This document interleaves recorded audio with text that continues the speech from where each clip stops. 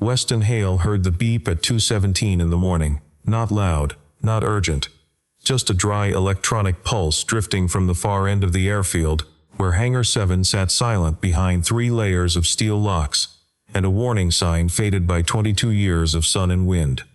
At Lakehurst Regional Airport, nobody mentioned Hangar 7 unless they had to. The old-timers called it Ashcroft's sealed mouth.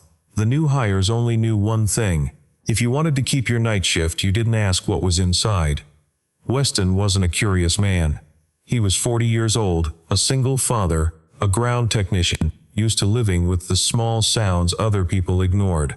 A power cable vibrating off rhythm, a backup generator running short of breath, an old relay clicking dry like a broken bone.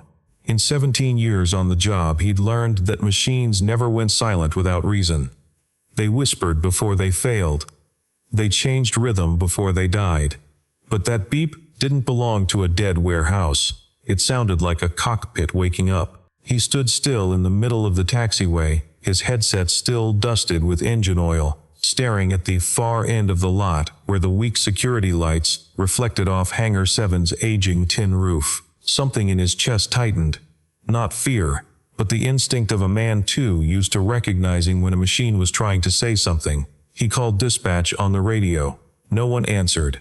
He tried again, his voice calm, by the book. "This is Hale, South Technical Zone. I'm picking up an unusual signal from Hangar 7. Requesting status confirmation for the area." Only static answered back. Then the lights inside Hangar 7 flickered once. Weston grabbed his flashlight and walked slowly toward the massive steel door that had been sealed since before he was a teenager, obsessed with airplanes in this town. He used the emergency code, the one reserved for fire or electrical leak situations. The kind any technician was authorized to use regardless of whose jurisdiction the area fell under. The electronic lock let out a long screech, and the heavy steel door inched open, shedding a layer of dust onto his shoulders like cold ash. Inside, the darkness was thick with the smell of old metal, hardened oil, and the particular mustiness of places humans had forgotten for too long. Weston's flashlight swept across a large tarp-covered shape in the middle of the warehouse. An experimental aircraft, its silver body dulled with age, the Ashcroft logo almost worn away except for a few smeared letters. He pulled the tarp off the nose of the plane. The auxiliary control panel was lit. Impossible. This aircraft had been officially decommissioned, according to the records, before he'd turned 18. No power had been supplied to this area in 22 years. No maintenance schedule. No technician had set foot in here since the day it was sealed. But the lights were still on. With professional instinct, Weston applied auxiliary power to check for a short-circuit risk. He wasn't thinking about secrets.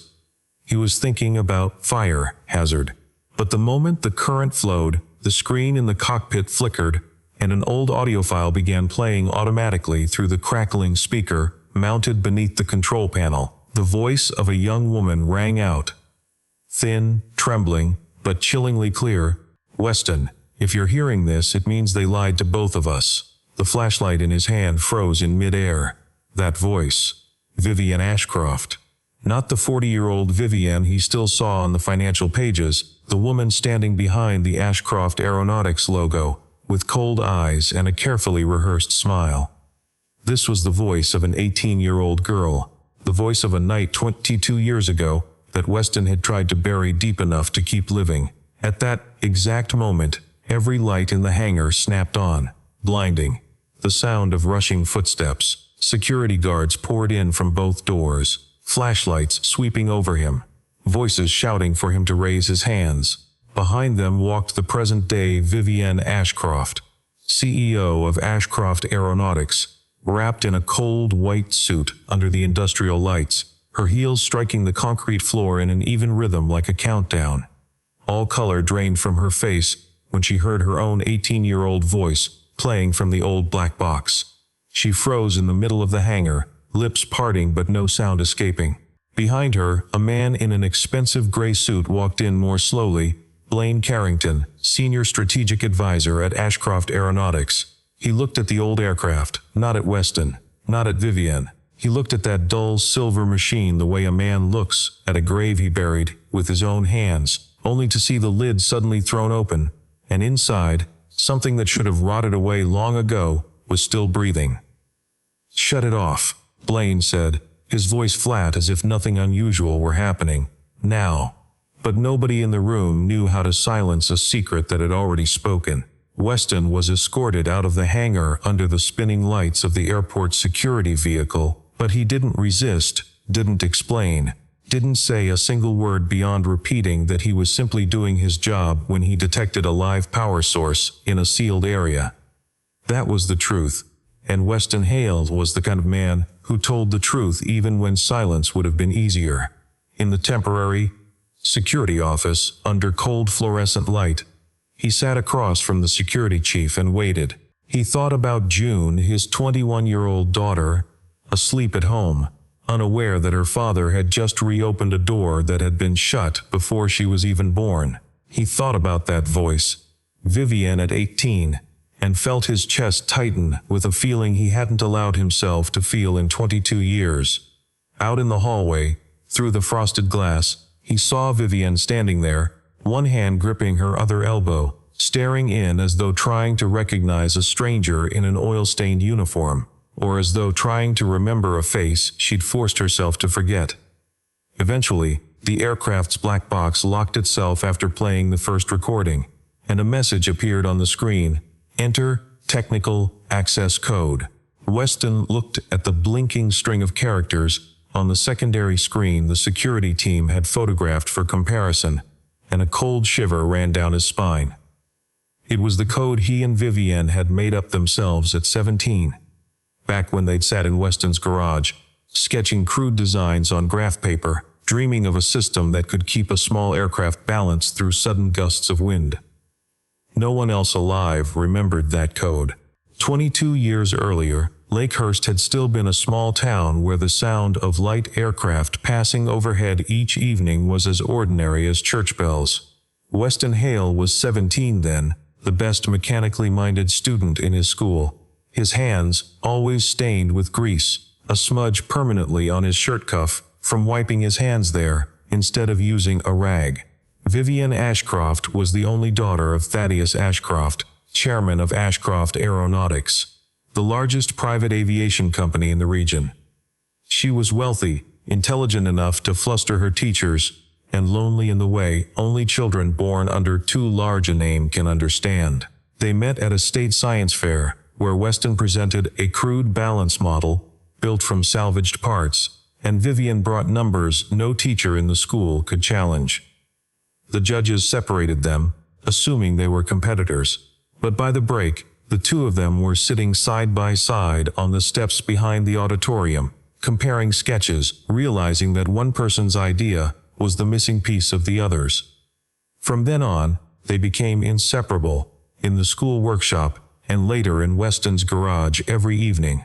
Vivian brought aerodynamic data she'd secretly copied from her father's research lab.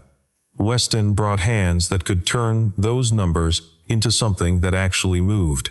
Together they designed a balance system for a small prototype. At first just a school project, an intellectual game between two kids who loved machines and loved each other in a way neither of them dared name yet, but the results were too good to hide. One afternoon, Thaddeus Ashcroft happened to see the drawings in his daughter's room, and he realized he was looking at something that could solve one of the most expensive technical problems in the secret experimental aircraft program his company was pursuing. Ashcroft folded part of their idea into the program. Vivian, naive and proud, wanted Weston's name added to the technical file alongside her own. She argued with her father for weeks over it. But Thaddeus objected fiercely. To him, Weston Hale was a poor kid, the son of a car mechanic, an emotional variable with no place in the industrial future he'd built for his daughter and for the Ashcroft name. "You don't understand, Vivian," he said one tense evening, his voice cold from hundreds of board meetings. "A name on the record isn't just recognition. It's liability, it's ownership, it's money. Do you think that boy deserves a share of a company our family built over 3 generations?" Vivian didn't win that argument, but she didn't give up. when she learned she was about to be sent to London to focus on her future. A soft way of saying she was being separated from Weston. She suspected every letter she sent might be intercepted before reaching him. So on her last night before leaving, she slipped into Hangar 7, where the experimental aircraft was in its final assembly stage, and recorded a message onto the cockpit's auxiliary system.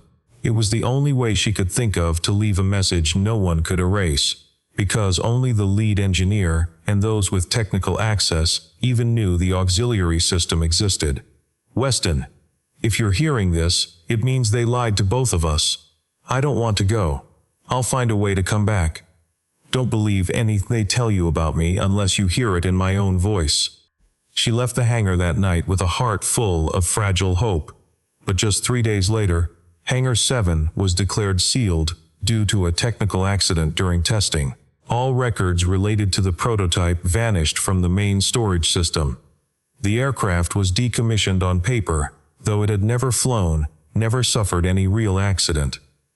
Weston received a letter signed with Vivian's name, the handwriting close but not quite matching, saying she had chosen a different future, that what had been between them was only youthful impulsiveness, that she hoped he wouldn't contact her anymore, because it would only make things harder for both of them.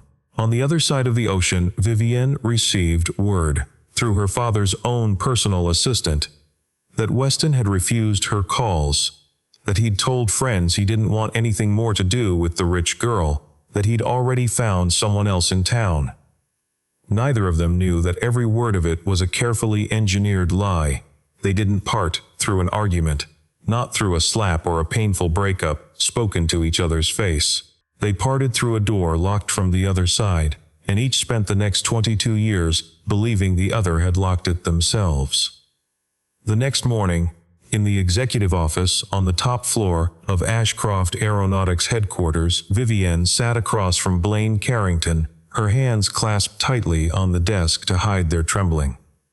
"I want to hear the entire recording," she said. "The black box is locked," Blaine replied, his voice flat as if reporting an ordinary financial figure, "and I think it should stay that way. Vivian, any data from that sealed area could cause serious legal damage. We're in the most sensitive phase of the Aurelian X program. Shareholders don't need to know about a faulty experimental aircraft from 22 years ago." "It wasn't faulty," Vivian said, her voice hardening. "I remember clearly. It never even attempted a test flight." "All the more reason it should be resealed immediately," Blaine said. And for the first time in years of working together, Vivian heard an urgency in his voice she'd never noticed in a man who always kept his emotions perfectly controlled. She didn't argue emotionally.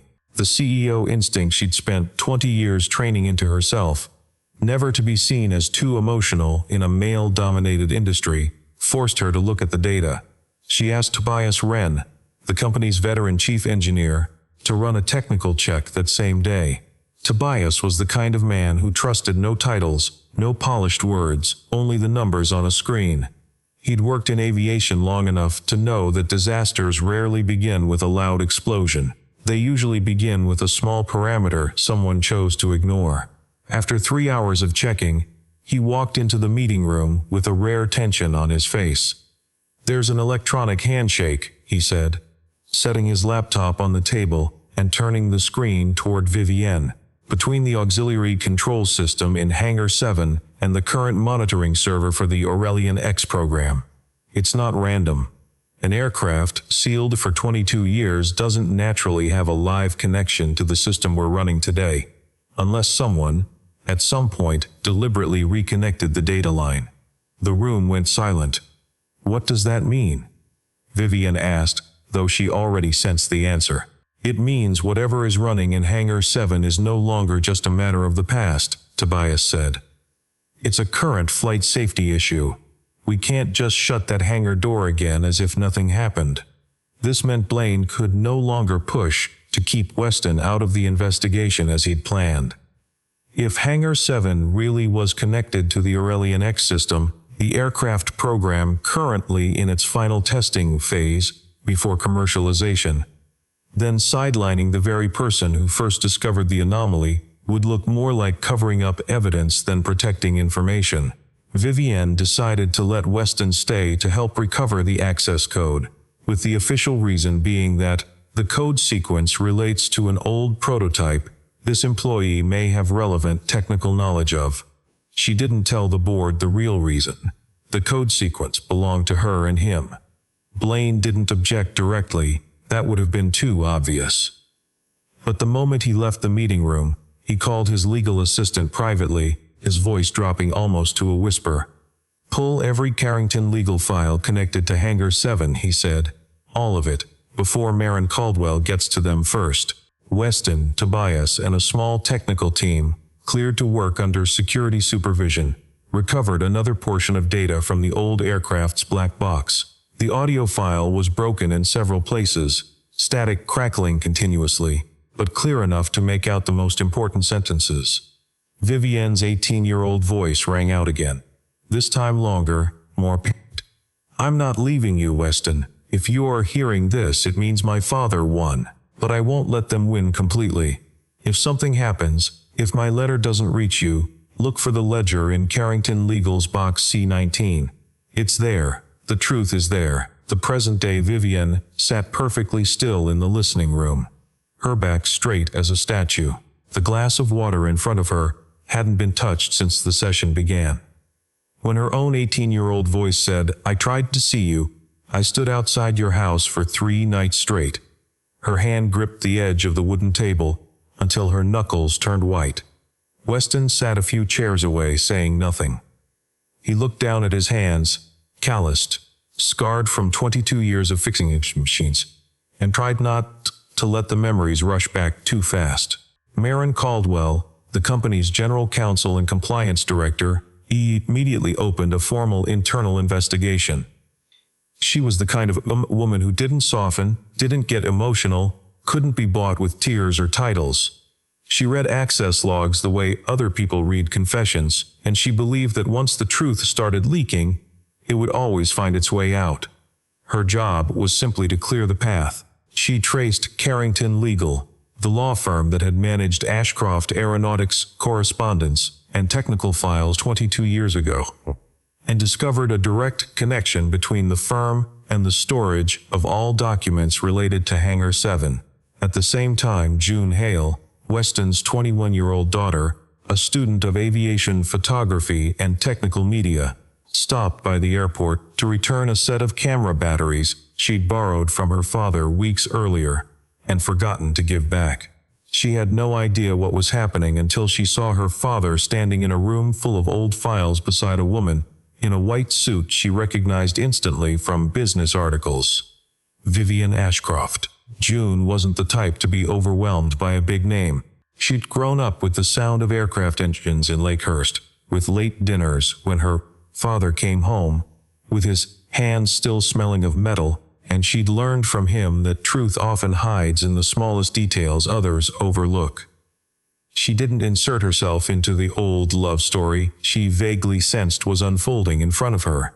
But with the trained eye of a photographer, used to noticing light and reflection, she noticed the old cockpit control panel had a slightly curved glass surface reflecting a corner of the room behind it. She raised her camera and snapped a shot, drawn by the strange light bouncing off it, more reflex than intent. Only when she got home and looked at the photo on her computer did she notice in the faint reflection a string of serial numbers displayed on a secondary screen behind. Something the naked eye couldn't have read directly in the dark hangar. She sent the photo to her father with a short message. "Does this mean anything to you? Looks weird to me." Weston forwarded the photo to Tobias. He zoomed in, cross-referenced it, and his face went pale. "This serial sequence," he said, his voice hoarse, "matches a batch of components currently being used on the Aurelian X program. Not similar components, the exact same supply chain." The room sank into heavy silence. The past wasn't just speaking anymore. It was connected directly, by real wiring, to the aircraft thousands of passengers would trust with their lives in a few months.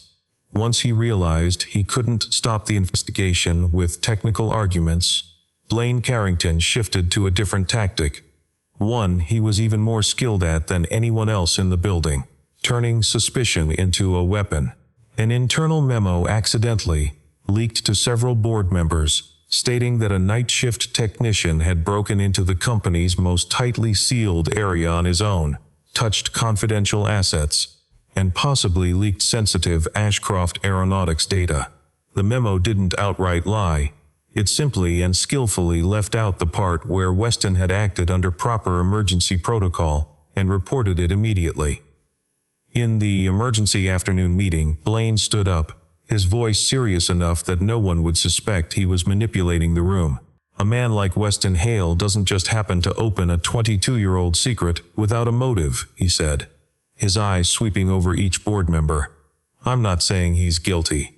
I'm just saying we need to ask, why does an ordinary ground technician know the exact technical access code to a program erased from every official record before he was even 30? The line was perfectly designed to accuse no one directly, while letting everyone in the room imagine the worst on their own. A few hours later, Weston was suspended from access to all high-level technical areas, pending the completion of the investigation. He didn't fight it, didn't raise his voice, didn't beg to stay. Before leaving the security office, he made only one request: that all black box data, all security footage in and around Hangar 7, and all access logs from the past 24 hours be sealed under Marin Caldwell's direct control, with no one else permitted to alter them. Marin, who had already begun suspecting Blaine himself from small signs in his overreaction, agreed immediately. The next day, an unauthorized data extraction device was found in Weston's personal locker in the technical area, a small USB drive containing code that could be used to copy secure data. The internal security team, led by someone close to Blaine, treated this as nearly conclusive evidence. But Weston, with the meticulousness of a man who'd spent his whole life in a field, demanding precise maintenance records, had a habit of photographing maintenance logs and his shift schedule every time he left the technical area. A habit he'd kept for years, purely to protect himself from disputes over work hours. The photos showed clearly. At the exact time the USB was supposedly placed in his locker, Weston standing with Tobias Wren in the server room, 3 floors away, with a hallway camera recording the entire scene. That hallway camera, which Blaine didn't know, was still operational because it belonged to an old system that had never been upgraded, showed Weston's locker being opened by someone else during that window, their face partly hidden under a baseball cap, but their gait and the way they handled the master key were unmistakably familiar to anyone who'd worked in internal security for years. Blaine wasn't exposed right away. He still had too many layers of protection, too many connections, too many years spent building the image of an irreplaceable strategic advisor. But for the first time, a small crack had appeared in the wall he'd spent 22 years building. That evening, Vivian found Weston in the airport parking lot, standing alone under the high floodlights, still holding the bag of personal belongings he'd had to carry out after being suspended. "If you need to push me out to protect the company," he said, without turning to look at her, "I'll understand. I'm used to standing on the sidelines." Vivian looked at him for a long moment in silence, the night wind blowing her hair across her face. "I let someone else decide for me once, Weston," she finally said, her voice trembling but firm. 22 years ago, I let my father, this company, an entire system decide for me that you didn't deserve to know the truth. I won't do that again, whatever the cost." That same night, Marin found the first lead pointing to a storage box labeled C19 in Carrington Legal's old archive, where the law firm still kept files that, by regulation, should have been destroyed years ago, but for some reason remained intact. Tobias and Weston, allowed back to work under Marin's direct authorization, after the hallway camera evidence was confirmed, continued recovering more data from the old aircraft system. The truth surfaced gradually, layer by layer, like an old wound having its hardened bandage peeled away. Hangar 7 had never truly been the site of an accident. The experimental aircraft never crashed, never exploded, never injured or killed anyone during testing, as the official record once claimed.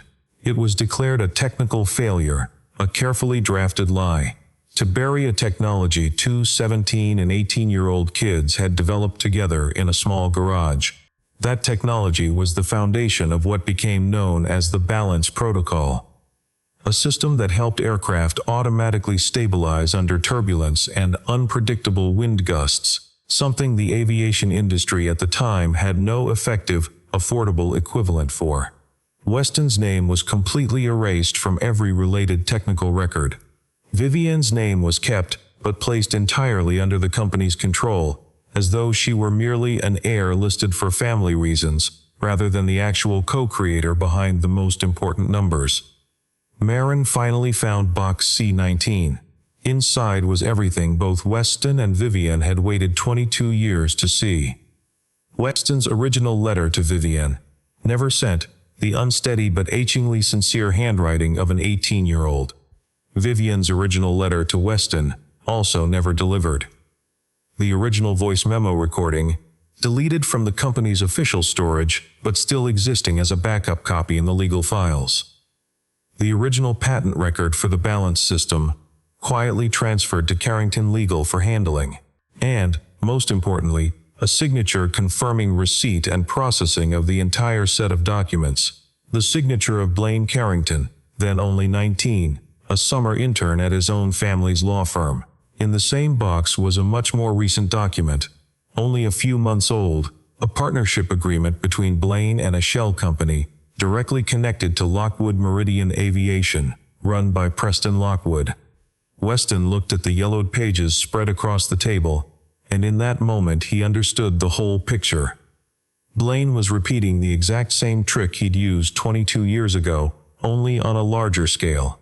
With Aurelian X, he was deliberately engineering controlled technical faults. Small errors, enough to erode market and shareholder confidence in the program, but not large enough to cause a real accident that could be traced immediately back to its source. The goal was to drive the technology's value down enough that Lockwood could buy it cheap, and in exchange, Blaine would receive a senior position and significant equity in the new company. Weston sat frozen in front of the pile of documents, his hand trembling slightly as it touched the letter he'd written at 18. Blaine hadn't just taken away two kids' love story. He had learned from a very young age that if he controlled the records, controlled the correspondence, controlled what people believed to be true, he could control history itself, and through that, the future. Weston and Vivian's silence over the past 22 years hadn't been an accident of fate. It was the very foundation Blaine Carrington had built his entire career on. Feeling the net closing in, Blaine made a final, reckless move. He demanded an emergency board meeting and proposed a vote of no confidence against Vivian, claiming she had let personal emotion compromise executive decisions during a sensitive period for the company. In the large meeting room, under cold white light reflecting off the polished oak table, Blaine constructed a complete, coherent, deeply persuasive story. Vivian had lost control because of an old, unresolved romance. Weston Hale was a poor technician with unclear motives who had broken into the company's most strictly sealed area on his own. Confidential data was at risk of leaking at any moment, and the Aurelian X program, which was sustaining thousands of jobs and billions in stock value, needed to be saved through a strategic partnership with Lockwood Meridian Aviation. Several board members nodded along. Blaine's story was smooth, logical, and, most importantly, it matched what they wanted to believe. Vivian stood up. She didn't argue with tears, didn't beg for sympathy, didn't try to prove her rationality by denying her own emotions. She asked for the black box recording to be played. Vivian's 18-year-old voice rang through the elegant meeting room, cutting through the tense air like a thin blade.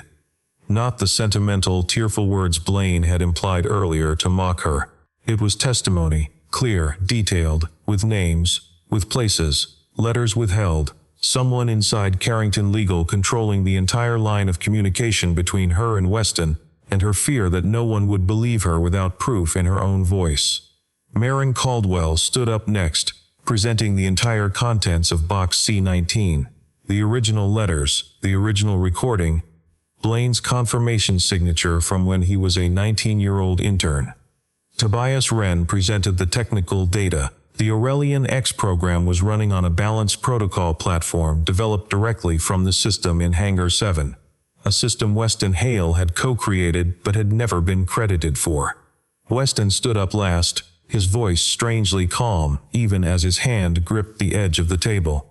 He presented the serial number sequence from June's photograph, cross-referenced against the current component supply chain being used on Aurelian X. A supply chain directly linked to procurement proposals Blaine himself had approved over the past 6 months. Blaine denied everything, his voice starting to lose its usual composure, his answers becoming evasive and contradicting what he himself had said just minutes earlier.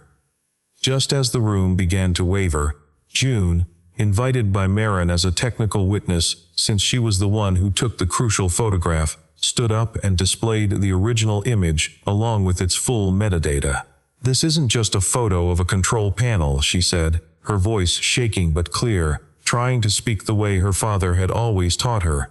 Plainly, without embellishment. "In the reflection on the glass, there's the shadow of a person entering Hangar 7 one day before my father detected the unusual signal. I cross-referenced it with the door access log and the secondary hallway camera in the technical zone. The times match, and the figure in that reflection is wearing the same kind of cap, the same suit, with the same gait as Mr. Carrington's personal assistant." She pulled up another slide, comparing the two images side by side. The room fell into silence.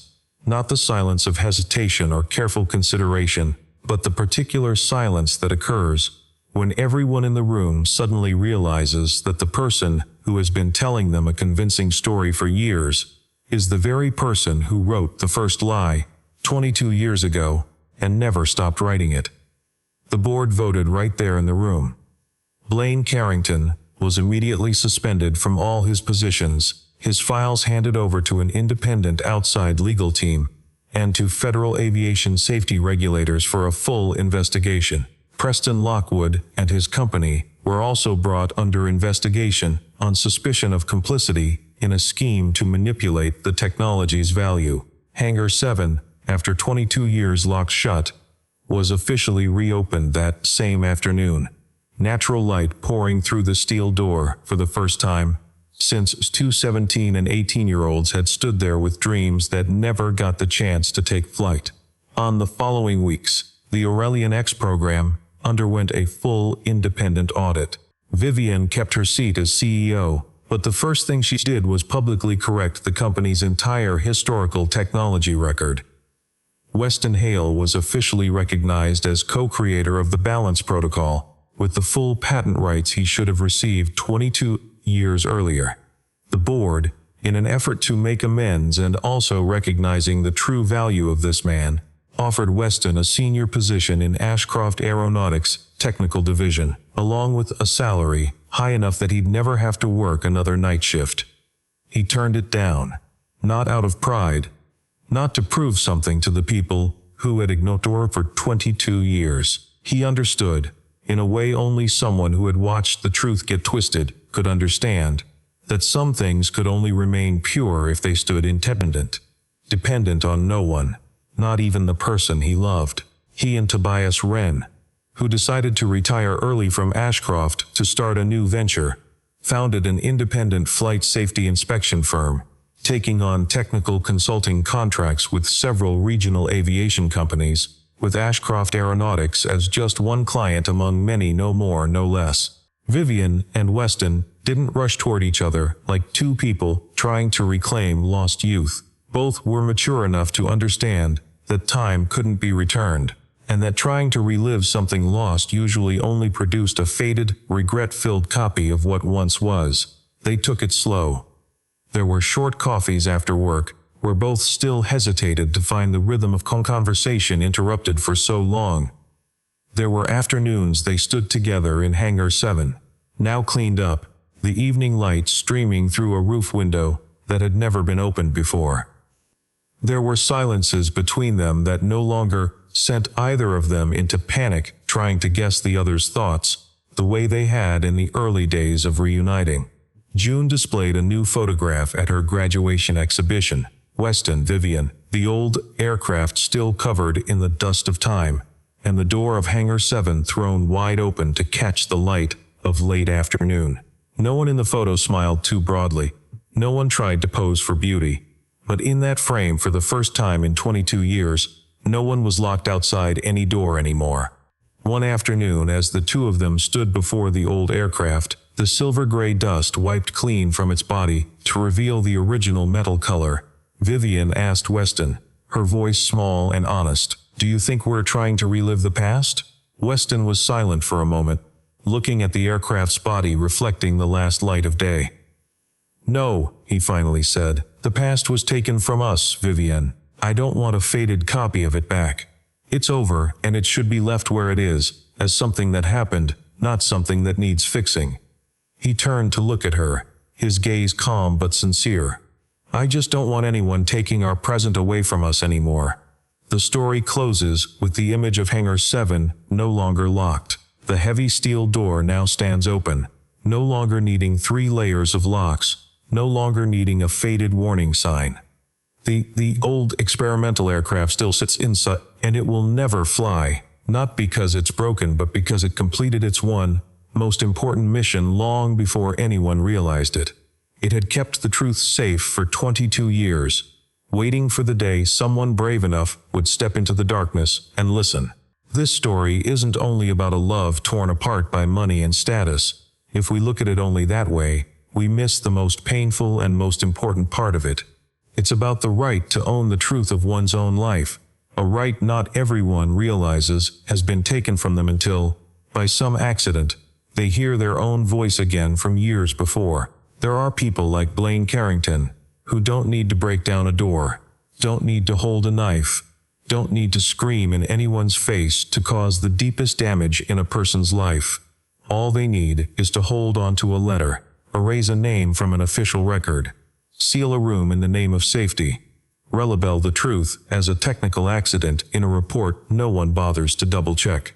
And with those small, quiet, almost invisible actions, 2 people lived 22 years inside a story they didn't write, written instead by someone else, for that person's own benefit. The most frightening thing in this story isn't that Weston and Vivian were separated. Separation, however painful, is still part of life that people can eventually learn to accept. The most frightening thing is that both of them were convinced, for 22 years, that the separation had been the willing choice of the very person they had trusted and loved most. That Weston had chosen to abandon Vivian on his own. That Vivian had chosen a different future over him on her own. A lie planted deeply enough, for long enough, can become a kind of false truth a person carries for a lifetime, quietly shaping every decision, every relationship, every way they see themselves afterward. Weston didn't win in this story because he became richer than Blaine, or more powerful. He never had either. Vivian didn't win simply because she was CEO, because that title alone brought her no truth and no forgiveness for herself. They won because, finally, after 22 years, they refused to let a polite, expensive system full of signatures and legal contracts keep telling their own story for them. They chose to listen to the real voice, even if it came from an old black box forgotten in the dark for more than 2 decades. There are doors locked so long that people start to believe nothing inside could have survived. The time has turned everything within into dust and faded memories not worth digging up again. But sometimes, all it takes is one small beep sounding in the middle of the night, coming from a system no one remembers still exists, to prove that the truth never really dies.